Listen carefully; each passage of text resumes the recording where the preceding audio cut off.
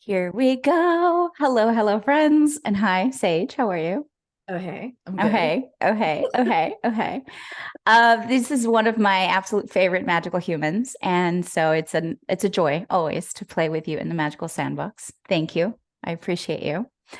Um, as part of Everyday Magic, I wanted to create some videos that are just me chatting and giving tips and tools and things, but I also wanted to bring in a couple of my beautiful people that I collaborate with and just infuse my world with magic. And hopefully, I've also had a magical impact on them. And it's one of those juicy places where new things happen. And Sage is completely one of them. And before we got on, I was thinking about the ways in which I've connected and resonated with you.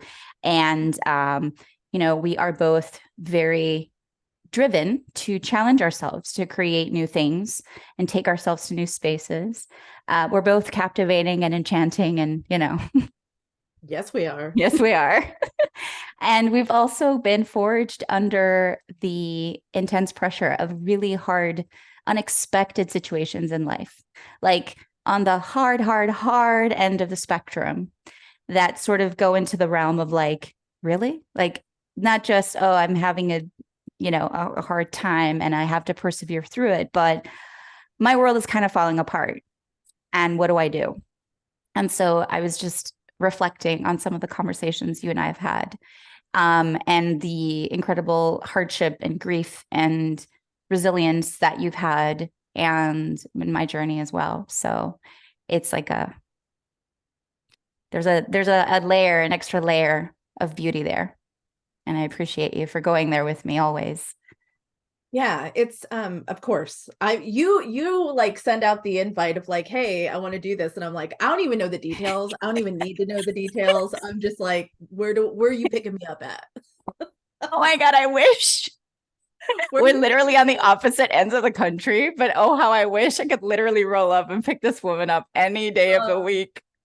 We're in this like club that you don't want to be in, and Mm-hmm. yet I think we are it's almost like we get this view that others don't, Mm-hmm. or maybe haven't yet, if they will. Does that make sense? Mm-hmm. It's Yeah. like I don't wish it on folks, but it's just a different place. Yeah. Yeah. And it's just to be cut to the chase. We're talking about grief when it comes to our partners, our husbands. And Sage has walked a path of intense grief of her late husband. And I'm walking a path of intense present grief with my husband's ALS diagnosis and how that continues to shift and challenge us every day and challenge me. And before we press record, I was telling Sage when she's asking me, "How are you?" We always have this funny thing where we ask each other, "How are you?" And it's like, let's unpack that. How much time do you have? So, well, in this moment, and I said, honestly, I'm having a really crunchy day, like extra challenged. I'm moving through a lot of, yesterday was a big day of a lot of grief catharsis for me for a variety of reasons. I'm also in my moon phase, which always makes me extra. I have this theory, and this is totally not part of the chat, but bears mention here because I have this theory that when we are in that time of the month, um, it's not so much that our emotions get like ramped up or over exaggerated. It's that there is a filter that comes off that sort of unbottles and uncorks more of the real raw emotion that comes through. So it's not so much that how what they say. It's like, oh, you're that time of the month. You're like extra crazy and moody and this and that. And yes, of course, hormones and chemicals in the body absolutely play a role in there can be shenanigans going on, no doubt, that are beyond the scope of. But I really do feel, especially as I've walked through the grief of living with my husband and the terminal illness, that when I'm in my and it's very cyclical for me. Like I just, a couple days before, I am in this throw of sadness, and it's like it amps it up, but it's almost like there's this permission to just like completely grieve and fall apart. And the invitation I have given myself over time and has been a challenge is specifically that to give myself the space for that to come out and not cork it back in for all the reasons that we tell ourselves that we need to keep it in check. So I do my best in challenging circumstances to create some space for me to have the space to have a catharsis Right. and see it as such. Um, and it's interesting because you have that catharsis. You at least experiment with allowing yourself that, and then you empty yourself out, which creates an empty vessel, which is to me beautifully optimistic and fresh. And when you have those days when you like to have the best or the worst cry, but it's the cry that just like wrings you out. Yeah. And Yeah. then afterwards, the feeling. Yeah. It's You're almost like yeah, uh go ahead. Go ahead. no, it reminds me of like this fresh start almost. Yeah. Even though maybe your environment hasn't shifted, but it's like almost like, okay, that it's like this massive release. Yes. It's like I'm thinking of a little like towel or a sponge, and it's like so oversaturated, and you just wring it out. Everything comes out, and then it's like you kind of shake it off and go, okay. And like that wet towel, you're like this. You're kind of like you're a complete scrunched up mess. And your logic kind of takes a total like side. Your logic just like really gets to the back of the vehicle, and something else takes over. Yeah. And when we can appreciate that moment, even in that stillness of that, there's something quite profound about it, because it's like again, a filter that just comes off. Totally. So I'll be totally honest, as I was thinking about this today, I had a couple times thoughts of like, let me just tell Sage to see if we can do this tomorrow. And then I'm like, and I know you would be completely understanding of it, 100%. And also, I got to check in with myself. And it's so beautiful because it goes to this whole concept of why I want to talk about everyday magic and the courage that it takes to walk in your magic. And when things are particularly challenging, we always have a choice to pause and rest. And I find that sacred for me. So if that had been the case, I would have listened to that voice and said, that's it. And maybe this interview didn't happen this week. There's so many different possibilities. Maybe it looked like something else. It opens up kind of like, okay, well, I wouldn't beat myself up over it didn't happen the way I thought it would. I used to, not anymore. But I said, you know what? I can check in with myself and go, and I know you do the same thing. Check in with ourselves and go, hmm, is this a moment where I get to like just lean in a little bit into this? Because while it's might be a little bit more challenging to do the thing instead of just maybe like just being comatose for 30 minutes, I know there's going to be a beautiful gift of renewal here as well. Yeah. So Yeah. I'd love to hear just from your own personal perspective how that shows up for you, because it's such a vital part of why I'm doing this to begin with and why you do the work that you do. Yeah. It and this is I don't want to veer off too track, but I also trust like when stuff comes up. Mm-hmm. When I was listening to you, it reminded me when my husband passed away, and like I went back to work 3 weeks later. And I remember everybody wanted to keep pushing me back. Like, are you sure? Are you sure you're ready to go back to work? Like, shouldn't you have time? And I'm like, time to what? To do what do you want me to do? Like I couldn't figure out what people wanted me to do, but I just Yeah. remember everybody wanting me to push me away, and I wanted nothing more than to just be with people. And because I was so alone and to myself. And I think sometimes my experience has been my discomfort, even when I show up and I choose to show up, even when I'm in those uncomfortable places, it's like I feel other people can be like almost triggered by my like what I'm experiencing. Like they don't want, Yes. it's almost like they know what I'm going through. Like they don't know, but they know. And so they're like, "Ooh, that's uncomfortable. I don't want to go there with that person." And I'm over here like, I just want some sort of normalcy. I Yeah. feel like I took our train to a different station, but Yeah. Every stop is a good stop on the but train. that's what it made me think about. Like I remember people like, "Are you sure? Are you?" And I'm like, I need this. Can you hear me what I need?" So it just reminds me of when I go within. It Yeah. doesn't matter how sad I am or how much I'm grieving or how confused I am. Like I know what I need, and it would be cool if other people trusted that too. Yes. And what you just distilled there, and again, a very intense example, right? But what you distilled is when you said the thing about, um, if I heard you correctly, it's like being afraid that other people would kind of like be impacted by your feeling. It's like we have those reservations, and I have the same thing. And there's this beautiful tipping point there about like, but that's what's real. And what we do when we are, sort of tiptoeing around and playing all these like mental and emotional gymnastics around how do I not appear to basically like impact somebody else in a negative way with my experience or feelings. And so we then pull back, which Mhm. also applies to the creative process. And when you are birthing something that is very vulnerable, Mhm. um, and raw and real, and I was speaking with another beautiful, magical friend of mine yesterday, and I had a part of my catharsis in the morning just happened to be with her. And she was like, when are you going to bring more of this into your work? Mm.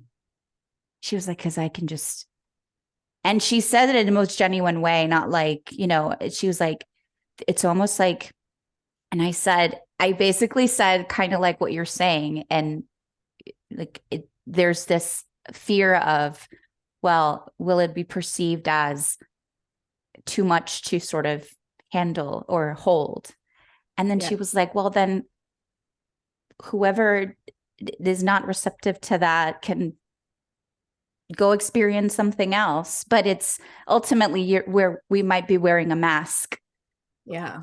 that then crimps the creative flow, because that is part of my truth right now. I'm not making up when I'm in grief and when I'm happy. Yeah. I don't make up either one, because I also have the experience sometimes where people are like, I feel like they might be thinking like she's a little too like joyful for what's going on in her life. And I'm like, dude, I am like me. You will get me. If there's one thing I've worked over the past number of years, is more of me. So Yeah. whatever you're getting is as real as I can muster in the moment. Yeah. And again, this is all connected to, you have the sign back there. Remember who you are. We are working through a really potent cycle of who are you. And we have to test and experiment with all of those layers of who we are and show them. And I think sometimes go through the great discomfort of maybe going a little bit too far sometimes, which you and I have talked about. Did I share too Laughing 'cause much? I'm like, that's my thing. Did I share too much? Was this a little too real? And then we're like, Yep. but then we feel like the hose that's like crimped Yep. and the pressure builds. That's one of the most like the symbols and metaphors that keeps like ringing. I have these like symbols that kind of latch on because I feel it's part of like a collective message that wants to be like sound the alarm. It's like a hose that we're all like, we've been holding on to so tight. And the water's trying to flow and there's pressure. And then what happens? Resentment, anger Yep. towards who? The people that we love and care about the most. Yep. Why? Because we're not allowing that energy to flow. And at first, just like when you let the hose go, it might just like come out in some like massive like, Right. That's real. and we're afraid of that too. The vomit of emotions. But Yeah. then after that, you know, Yeah. so, So hey. oh, hey, let's get into a juicy little exercise here. And thank you all, whoever's listening and taking this in and just being here with it, because awesome. I love the real talk. So Sage has no idea what I'm going to ask of her. It's a trust fall. But I think she trusts me enough to know that I'm going to come up with something good. And I was like, I wanted to surprise and excite her, excite you. Oh, Love hey that. now. Why not? So the train keeps going to all the different I just stations. love you. When I think I can't love MA more, and then I'm just like, it's just the lid went off. And no. Just there goes the mess. There goes the mess. The water hose just went like. Yep, there we go. So part of one of the magical one of the magical practices that I think are so incredibly beautiful has to do with writing and words. And, Sage here is a wordsmith, and she is an artist, and she's an author, and she supports others in birthing their written projects among other different kinds of creative projects. And of course, I knew that was sort of the angle we were going, but then this morning it landed. So what I would love to do is create a little bit of a prompt where we are basically, imagine we are writing a book. You, beautiful watcher, listener, are writing a book about your life. And Sage is going to coach us through some very simple questions to sort of like a brief. Like if you were to present your book, what's the title? What's the setting? So do you get my drift? I get your drift. Yeah. So this is like a quick little exercise. Like, what's the main conflict? And because, of course, this is a book where we have magic woven into it. You are a magical person, creature, being in this book. You get to decide. What are your gifts, your magical gifts? So again, we're writing like a little brief, just super down and dirty, about the story. Like you're writing a story about your life with a magical twist. Oh. Okay, am I like freestyling these prompts? Freestyle it. Give us like, keep it like you're the queen of keeping us on track. So give us like 4 or 5 prompts. And what I'll do is, because we're recording this I'll do a sheet. I'll do a little download. So you'll have a link here somewhere where you can access the prompts that Sage is going to give us now. So yeah, just give us 4 or 5 prompts that can get us all juiced up. Right? Mm-hmm. Okay. What makes you the person to write this magical story? Oh my God. I got like a chill. It was very specific. Yes. It was on the right side of my body. And it just went like, yes. What makes you the person to write this magical story? Yes. Okay. I love it. Because I'm all about identifying our magical superpowers.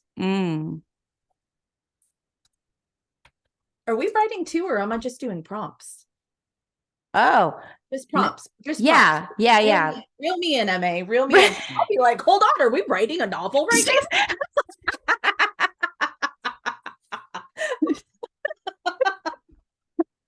Let's do it. This is awesome. Idea was birthing a new book today. Who knows? You can credit. Well, yeah. Credit your next trilogy to this one exercise. Oh my God, I love this. Okay, so what magical themes do you want to touch on? Oh, do you? Give me a little bit more juice there, because I have some ideas, but give us some examples. Are we talking like what if we start off by defining what magic means to you? Mm-hmm.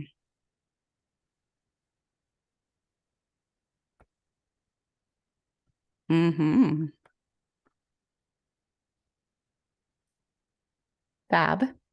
What magical tools will you use in this story? So whether you wanted to or not, you're writing a magical story.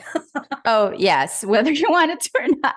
And by the way, anybody, I think all of us have some sort of story. You know, if you have a desire to write a whole book, some of us do, but some of us even have like a little story, a poem, something. Yeah, So this is good if you are aspiring to maybe actually create this someday. Amazing. But this is for anybody to really just get us into that beautiful mindset. And I also wanted to say that we're working in like super draft, open, like, so let's say somebody who's thinking, what magical tools will I use in the story? And all of a sudden, like 10 magical tools come up, and in their mind, they want to edit it down to like, no, I need to pick it. What would you tell them? I would say choose 3 tools. Choose 3 tools. Okay. Yeah. And then have fun with it. Have fun, write about the tools. And then sometimes I think just writing about it and allowing yourself to get playful and just going deep with that tool, you don't feel the need to have 10 tools. Does that make sense? Yeah. Sometimes I think we could let the mechanical parts of our brain like, oh, well, how many tools and what will these tools do? And it's like, just have fun. We're just like dumping out fun ideas. And when I'm writing, you said dumping out. We all have different styles. I like making lists, or maybe if you're writing it, you're just like scribbling all over the place. Yeah. There's no specific format to follow. You're just like, just getting it out. For sure. Right. Okay. So we're talking about tools and what magic means to us. And I feel like we got to talk about characters. Like, what kind of mission is your character on? What's your character's mission? Yes. Because they're ready to like have an adventure. So where are they going? What are they doing? Yes. Is this where we would think like, oh, is there a problem I'm solving, or is that like a next step? Yeah, I think when we're thinking about the character's mission, I envision, like, my brain's already going, like, I'm envisioning this girl with a backpack on and like she's ready to go, like, and so then I start asking myself questions. Where is she going? Like, is there something that she wants to fix? Is she finding a solution to a problem that already exists? Or is she going to come upon a problem and then we'll go into solution mode?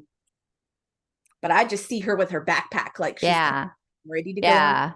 And you just automatically start to think, oh, well, why? Like, what's her motivation? How is she feeling in that moment when she puts her backpack on? Excited, nervous? It's right away. You just kind of get into that. Yeah. Yeah. And that's how I write and teach, is that I'm all about structure and thinking ahead. And sometimes I think that gets in the way if we're trying to plot the whole story. A lot of times I might have these snippets, but then my character takes me on the journey, right? And so for me, it's like trusting my character and really focusing on my character and just allowing them to show me where they're going to go. I don't always create that. They do. You just hit on a gem of a gem that ties directly to another conversation you and I have all the time, which is about generating momentum, doing the thing, getting out of the thought space into the actual creation space and the exploration space. And the question I want to pose, which is so beautiful when you think about it from the character's perspective, I think about it also like when you're going to start any project, I speak of it in terms of it has an energy of its own that it wants to show you what it is. And so I love the idea of the character almost being like the motivator of like, if you don't get your ass in the chair and start writing, that character that has its own idea of where this is going is not even going to have the opportunity to even begin to tell you. You're just crimped. The hose is crimped. I was going to say, back to the hose. So meanwhile, if we hadn't sat here and noticed in like, I don't know, less than 10 minutes, each one of us has some sort of formula, something that's bubbling up around the girl with the backpack or the girl in the woods. Or so really, could... Oh my God, yes. Okay. See, what color is the backpack? Yes. Yes, and that's the stuff that's fun to me. It reminds Mm-hmm. me when I was a kid, I used to love those choose your own adventure books. So Mm. you get to a point and it'd be like you could keep reading or you could go to page 114 and then I'd be like, "Oh my gosh." So it's kind of like this with the characters. Your character could go on 50 different missions.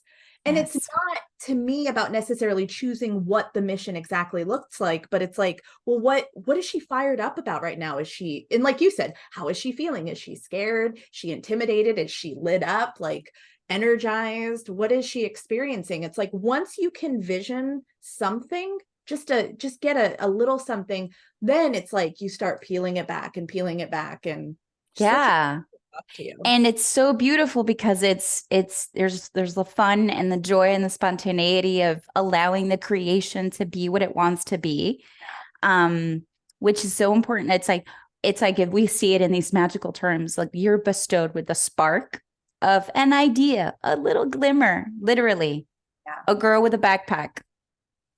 Girl with That's the prompt. Like I that's think the we could, prompt. and the thing is, we could all write our own completely unique story. 100%. Or every book would be different. Every Totally. short story would be different with that one prompt. A girl with a backpack. Mina's already looking for her unicorn to get on to be like, Right? Like she could be in a forest. She could get beamed up by a UFO. Like so many ooh, things can happen to the girl with yes, the backpack. yes. So, and again, I keep thinking as we're getting into this beautiful space, how often we get um, cut off by the pressure Mhm. of, oh, I'm going to sit down and I'm going to write Yeah. Well, fill in the blank. And then that pressure just just yeah. I, it's the killer. It's the killer of the dreams. It is. It's like I tell my writers, I'm like, when you're in this first draft, just like dumping ideas out and you're trying to figure out the story flow, this is the visionary, dreamy place. This is the step where you get to just be ridiculous and like Yeah. write out a bunch of ideas. Like we'll invite the brain in later, but right now we're like in the heart, just like surfing on all these wild ideas. So allow yourself to just not know and to be curious. And I think that invites such a different energy in when you're the curious explorer and you go on the mission as like, you know, the sidekick of the character. Mm-hmm. Yeah.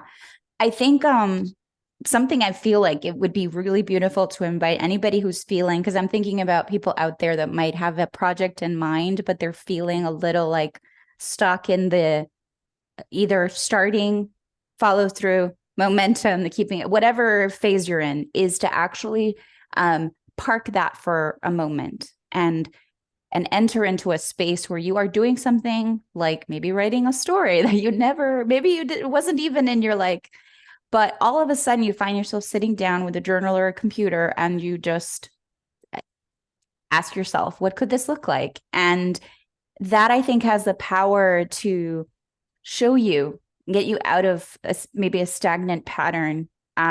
So basically focusing on a project that there's no inherent pressure in you, like, I want to do this certain thing. Yeah. Because we can get so stuck in that. And then we feel like it's, oh, we're have analysis paralysis, but maybe it's because we've put so much pressure on expectations on a certain thing. Shift gears completely and be like, you know what? I'm never going to actually write a novel about a girl in a backpack. Great. Even more reason to be like, Right. zero pressure. Have Just, fun with it. yeah. Yeah.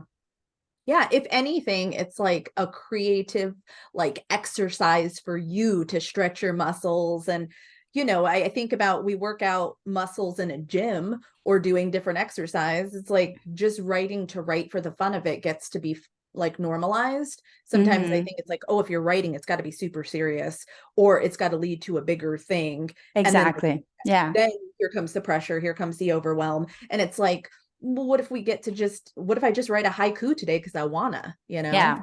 Yeah.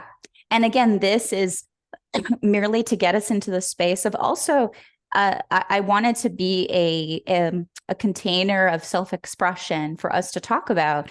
when you think about the magical tools that your character will have, your own maybe even hidden desires to experiment with a certain magical tool might come up, or things that you use often.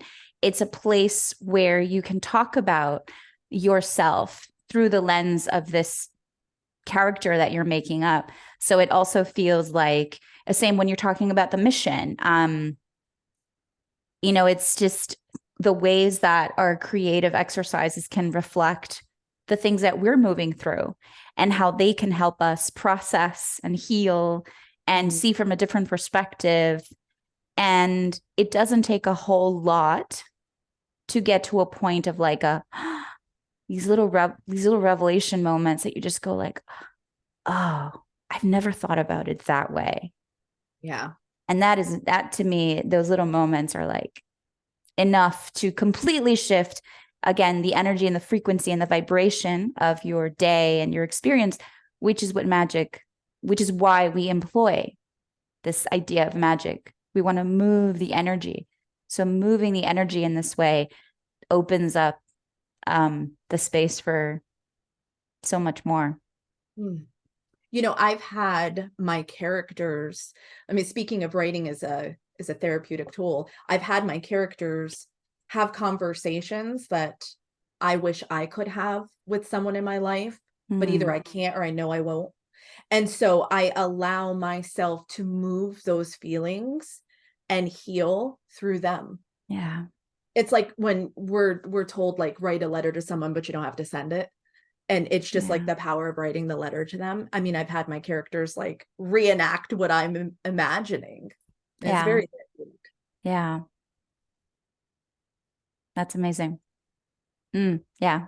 And the fantastical swirl that we're adding it here opens up the even more, because what can be done in these spaces where there are no logical rules, then there's even space for more healing and intuitive opening and just to emerge.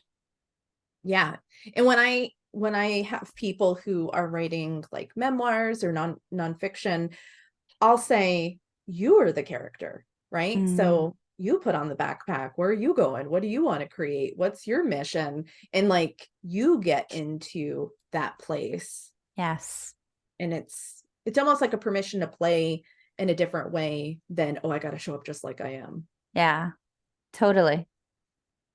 So we have what makes you the right person? What makes you the person to write this magical story? Okay. Let's define what magic means to you, right? So that's part of that thread. What magical themes do you want to touch on? And here I think about, are we magical themes? Like, I think, are we in like a fairyland, or are we in a magical like library, or am I a witch, or is that kind of like, yeah, it's like, am I gonna create this environment that's like modern day and it's got like a magical realism twist into modern day life, or is it going to be totally nobody has entered this realm before, I am opening a portal to a fantasy world? Like, yeah, is there anything that sticks out that you want to write about? Maybe I love it. ride a dragon. I don't know. Yes. Who Or doesn't? have a dragon patch on your backpack, but somewhere A dragon egg in the backpack. in the backpack, a dragon, and then is births into a dragon sidekick named Sparky. Do you see where we can go with and this? He's your best sidekick / wingman Ever. Yeah. I mean, come on. What magical tools will you use in the story? And Sage is recommending you kind of use 3. And I think that's great because it helps us narrow it down and to write about them. I was even thinking you could draw the magical tools or grab from your stash of whatever stickers or things you have lying around that want to give some sort of life to this. And then what kind of mission is your character on? Yeah. And as we've like verbally processed this together, I see where we can move some of them up. Like the tools could come after the magical mission, right? Because which this is great. This is like how our brains work. And this is Mhm. real time, like what it looks like to get information out and then organize it. Yes. And And I, that is part of the reason why I wanted to spring it on you. Because no, for real, this is not it's not coincidence. No, because I was like, oh, um, first of all, we've bantered enough that I know that she wouldn't be upset if I like spring it on her. That she would be more delighted by it. So I'm also trusting that inkling. But also I was like, it's actually a really fascinating way to just kind of open up to that. Like, what does that look like? Where it's not like, oh, here, I've prepared an outline for you. And duh, duh, duh, duh, duh. right. This It is doesn't literally being birthed right now because there yeah. was no, No, yeah. I love it because this is real time. This is what it looks like to think about things, be curious, get it out. And then we get it out and then we decide story flow. Like, oh, well, we get to know the mission before we know like what kind of tools is in the backpack. Like there's things that we would know first, but as we're processing it, it's just going to come out the way it comes out. And I think it's important. The reason that I'm speaking it out loud is because so many people stay in this place of stuckness because in their brain, they're trying to figure out all the steps Mm, before they just allow themselves to write. And what I try to say is just let it fall out and let it be what it's going to be, and then go through like a puzzle and put it together. yes. Because what if you're like, oh, well, I know how the story ends, but I have no idea how it begins. Amazing. Then literally like, oh, and this is the conclusion, or this is what happens in the middle, or I have all these different locations that I know I would love to like explore, but I don't know the order. It doesn't, like, all that stuff is sort of irrelevant at this point. Right. It's almost like you have to get all the puzzle pieces literally out of the box and start to flip them over and look at them and Yeah. then begin to put them together, which obviously, if we were going to embark on an actual writing of something, there is structure and follow through and this beautiful commitment of sitting and doing the thing. Sage has authored a few books and is currently working on another one. So this is a process that she's very familiar with. And so there is that love of the process itself Mhm. and all the points in the journey where you're going to want to let it go and you got to like bring yourself back into the Yeah. into the why, which Sage is always asking why you want to do this. So this is a taste of what's possible when we have the spark of a creative inkling and start to give it enough life that I think then there's a pull to sort of like, oh, I want to explore this now. It went from like a blank page to an invitation of like, wait a minute, I want to see where this girl in the backpack is Yeah. going, Yeah. which motivates me, at least the way my mind works, to sit my butt down and start Yeah. like putting words together. Yeah. Yeah. Cause I'm so curious that it's like, I want to know what's in her backpack. I Yeah. want to know who she's going to meet on the journey and Yeah. how they're going to impact the mission. What is this mission? Yeah. Like I'm so curious that, like you, it's like, I'm going to be in it because I need to know what happens next. Yes. Love it. So if we were to come up with, let's say, two other prompts that help us sort of round this out a little bit, what are you thinking? Do we want to show her as a character a little bit more, or do we want to keep it more like basic? Well, I think as you develop the character, they also tell their backstory. I mean, Mm, you might have like a hint of what you want mm-hmm. to place in there, but I do think their backstory starts unraveling. I think another great prompt would be, who is she going to meet along the way? And then Yes. we're inviting someone else, and now we have two different dynamics, and that even explodes the energy even bigger. Yes. Yes. Yeah. Yeah. And It, then this is like, and you go. are they a And friend or a foe? Because it's going to be two different paths. Is this where the conflict comes in, or is this where the solution comes in? Like it can go either way. mm-hmm. Love. Love, love, love. Look what we just Look created. what we just created. Yeah, Fabulous. a big To wonderful brain. You're like, I'm going to do this. And then I'm like, okay, Okay, here comes the girl in the backpack. all right, here we come. Once I've got coffee, I'm good. Coming to a bookstore near you. Watch out. What if somebody writes a book from this? Oh my God. Amazing. Please send me a copy or at least direct me to a link. Yes. Yes. And I have to tell you that the idea of just giving yourself the chance to follow a prompt is powerful. Yes, I love prompts. Powerful. Like I had an experience recently where I had an opportunity to follow a prompt for something and there was like a timing to it. And I was about to give myself a way out because I had all, and I said, you know what? Let me at least, it was like a prompt that just popped up and during a limited amount of time. So you don't know what you're writing about. And I was like, let me at least just look at it. I won't do it. I gave myself the out, whatever. I looked at it. I sat down and I was like, oh, I can do this. It was for a short story. And I ended up writing something that would have never seen the light of day had it not been for the decision to sit my butt down in front of that computer with a couple of hours at the end of the night and writing something that I felt so proud of that I was like, and I came up with this. There was this woman that emerged and had a story and had a point of view and had in a short story. This was a 500-word thing. We're talking about like, yeah. But I was literally like thinking about her, and it's like you would not have existed had this not happened in this way. That to me is magic, literally conjured out of nowhere. Because the thing is, the prompt was something that was a certain genre and angle that I would have never explored on my own. Yeah. I wouldn't have never sat down and say, oh, I want to write about this. And that invitation was like a door opened and it left me wanting more, which is, Powerful. what leads us to the next thing and the next thing. So Writing is magic. writing is magic. Words and wands. Tell me what you think about those two words together. And then we will wrap up with your wisdom. Words and wands and wisdom. Go. So when I think of words and wands, well, I instantly think our words are power. Because when I think of a wand, I think of going into action, like casting and evoking and like intentional. And so I think about how do I use words?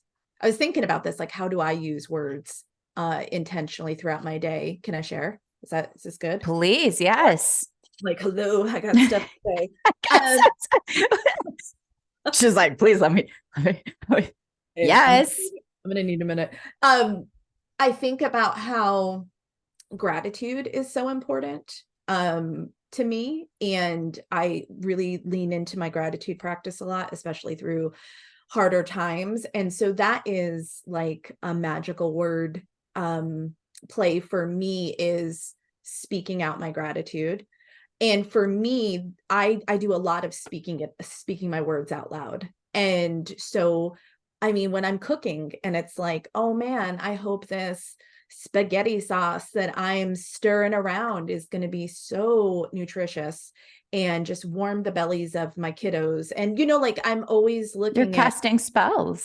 I mean, really, like this is to me what like everyday word magic looks like. And even like if I get anxious or nervous about something, it's like I choose words and then I just repeat them almost like chanting and just connecting. Like for me, sometimes feeling overwhelmed, it's so hard to focus. And I just simply go, focus, Sage, focus. Like it seems so simple and almost ridiculous because it's so simple. But I think here's where the wand comes in. It's that intention. And that's what really backs up the words for me. Yeah. Thank you. Thank you for listening. Yes. I love the idea of seeing how powerful our words are, that our words are like wands. We cast spells, spelling spells, it's like, it's all connected. And I also love the idea of just seeing your writing instruments and your um, anything that you use to create as a wand itself, Mm. and seeing that as part of your, you know, your magical workings, Yeah. your brushes, your pens, your pencils, your, you know, digital stylus, whatever you got, it is your wand. So your words are your wands. Your when you're stirring that spaghetti sauce, Mm. that Yeah. spoon is a it's you know, it's just yes. And that is the essence of being in that spirit of everyday magic. Mhm. And how it is, I've been thinking so much about it and how it is that undercurrent that sustains us Yes. um, through the harder times. Through it's beautiful to have it woven through our lives when we're feeling good and you want to do this and and what I also really think about all the time is that as we develop our magical practice and our systems and our habits that are touch points throughout the day that connect us ultimately back to ourselves, then when you are in the times when life gets really crunchy and the last thing you want to think about is casting a spell, because that just feels like you are just living and breathing in a foundation that you've already created for yourself over time. And so you can rest on that. It's like, and that has that is that enough is worth choosing, you know, what magic and the integration of magic should look like in your own life, um, for the healing power that it has. So, Mm. Yes. I'm like, yes. yes. So, we are all ready to go choose our own adventure Mm. and use our words as wands and create and let ourselves be seen and heard. And to work with the beautiful, you know, prompts that come through life, your days, you know, moments that happen that spark something new, and to believe that we are all truly storytellers, 100%. And we all have different mediums through which we do that. Um, but we are all storytellers. And stories, when you were speaking about how your stories have had the power to, you know, help you process very real things that are happening in your life that maybe your characters can live out, that you are just, you know, I thought, wow, that is an extension of you. That is your energy also rippling out into the world and impacting, you know, others if it, you know, in some capacity. So Mm. that's beautiful. Thank you. Thank you. Thank you. Thank you. Beautiful conversation as always. And thanks everybody who joined us. We'll have, you know, where to find the incredible Sage if you want to continue to follow along with her. And yeah, till next time, my friend. I look forward to seeing you Thank you. soon again. Thank you You're for that. welcome. Yes, my pleasure.